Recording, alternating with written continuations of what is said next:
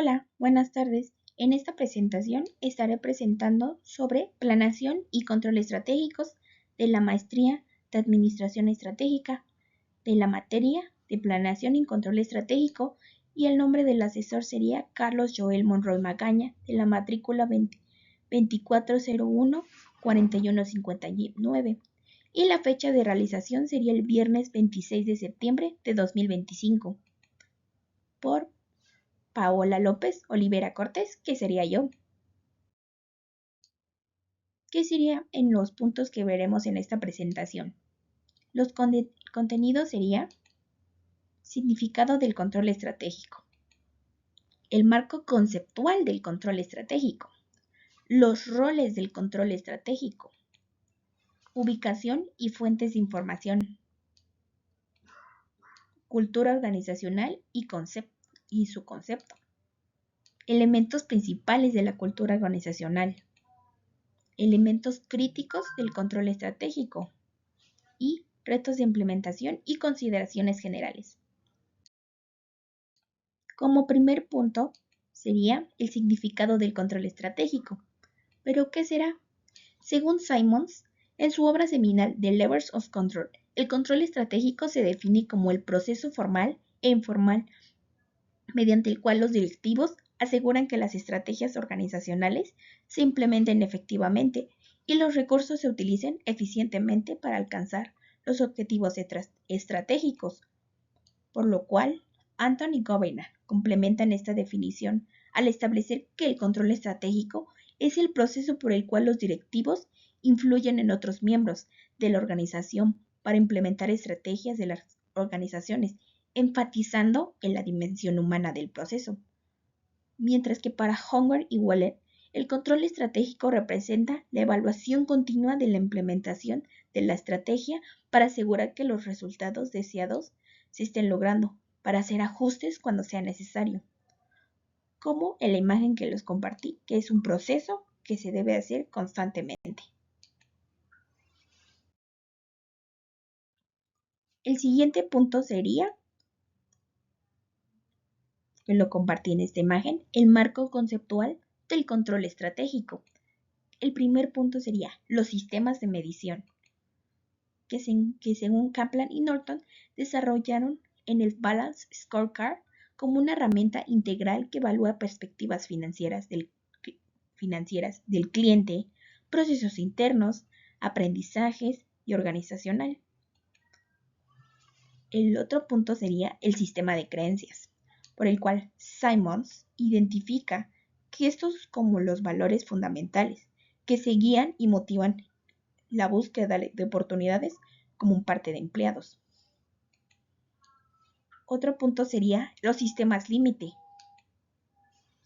que establecen que las fronteras del comportamiento aceptable, definiendo qué actividades están prohibidas, según Simons. El otro punto sería los sistemas de diagnósticos, lo cual permiten monitorear resultados, corregir desviaciones de los estándares predeterminados del desempeño organizacional. Los siguientes puntos serían, que son 4 puntos importantes, los roles del control estratégico. Sería el rol de monitoreo, que según Merchant y Van der Stil, establecen que supervisan continuamente el progreso hacia los objetivos estratégicos, identificando desviaciones tempranas.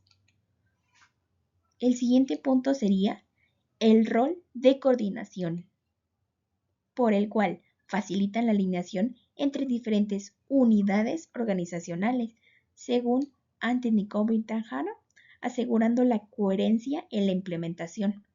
El tercer punto sería el rol del aprendizaje, por el cual Agris identifica cómo genera conocimiento organizacional mediante el análisis de resultados y retroalimentación continua. Y el cuarto punto, que será el más importante, a mi parecido, sería el rol motivacional, que influye en el comportamiento directivo al establecer incentivos alineados con objetivos estratégicos, según Jensen y Meckley. Como ven, el siguiente punto sería la ubicación y fuentes de información, por el cual sería el primer punto, lugares de realización, las fuentes de información y los costos asociados. En lugares de realización, Mintzberg identifica 3 niveles principales, que serían el nivel corporativo y el control de la cartera de negocios, el nivel de unidad de negocios y control de estrategias competitivas, el nivel funcional, control de estrategias operacionales. El siguiente punto sería fuentes de información, que según Kenchal clasifica las fuentes en internas, sistemas contables, reportes operacionales, indicadores de desempeño. Las externas sería el análisis competitivo, estudios de mercado, que serían benchmarking, formales como reportes estructurados, métricas establecidas, y informales, que sería la comunicación interpersonal y la observación directa. El otro punto sería los costos asociados, que según Flamholtz categorizan los costos en diseño de sistemas, implementación, operación y oportunidad por restricciones impuestas. Como ven, en el siguiente punto sería ¿qué es la cultura organizacional? ¿Cuál es su concepto fundamental? En el cual sería, según Shane, define que la cultura organizacional como un patrón de supuestos básicos compartidos en el que un grupo aprendió mientras resolvía problemas, que adaptación externa, íntegra, que ha funcionado lo suficientemente bien como para ser considerado válido, por tanto ser enseñado a nuevos miembros, como la forma correcta de percibir, pensar y sentir y en relación a estos problemas, como lo podemos ver en la siguiente imagen. Pero para Hofstede representa una programación mental colectiva que distingue a los miembros de un grupo u organización de otros, enfatizando su naturaleza distintiva y compartida. Mientras que Cameron y Quinn conceptualizan como los valores, las creencias, los supuestos subyacentes, actitudes y normas compartidas que vinculan a una organización, destacando su función integradora. El siguiente punto sería elementos principales de la cultura organizacional. El primer punto sería el principal, que sería los artefactos, el nivel visible según Shane. El segundo punto sería valores proclamados, que serían las estrategias y las filosofías conscientes. El tercer punto sería los supuestos básicos, que serían las creencias inconscientes y fundamentales. Mientras que para Denison identifica 4 dimensiones culturales claves, que sería el involucramiento, participación, que sería la participación y el compromiso, la consistencia, que serían los valores y los sistemas integrados, la adaptabilidad, la capacidad del cambio, y la misión, que sería la dirección y el propósito estratégico. Mientras que para Dill y Kennedy destacan que los elementos como rituales, héroes organizacionales, redes de comunicación cultural, ceremonias, como transmisores de valores organizacionales. El otro punto sería los elementos críticos del control estratégico, que sería el 85%, serían los sistemas de medición, por el cual son considerados fundamentalmente por su capacidad de traducir estrategias en métricas accionables, según los investigadores Igner y Lacker. Mientras que el 78% sería la retroalimentación continua, por el cual el elemento esencial para el aprendizaje sería aprendizaje organizacional y un ajuste estratégico, según Sench. Y el 72% sería la alineación cultural, por el cual la coherencia entre culturas y estrategias determina el éxito de la implementación, según Cosset y Hetzet. Los diferentes criterios de selección se deben de considerar en relevancia estratégica, factibilidad de medición, costo y beneficio de la implementación y capacidad de generar aprendizaje organizacional, según Simons. El otro punto serían los retos de implementación y consideraciones generacionales, que serían los principales desafíos, como la resistencia al cambio, que identifica la inercia organizacional como obstáculo principal, la complejidad de medición y dificultad para cuantificar variables cuantitativas, según Nelle, y la sobrecarga de información, que sería el riesgo de paralización por exceso de datos.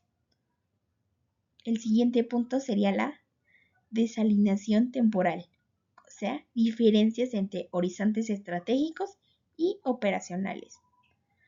El otro punto sería la diversidad generacional, que según Semke destaca que al comprender las diferentes generacionales es crucial para diseñar sistemas de control que resuenen con diferentes cohortes, optimizando la motivación y el compromiso organizacional.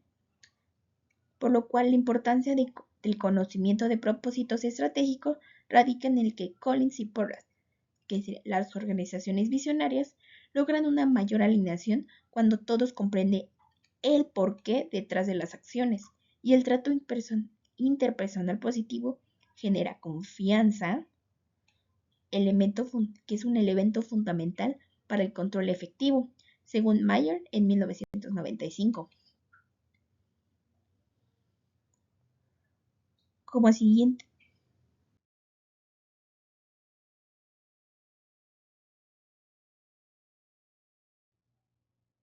como conclusión, sería: ¿qué retos crees que puedas presentar a la hora de implementar un control?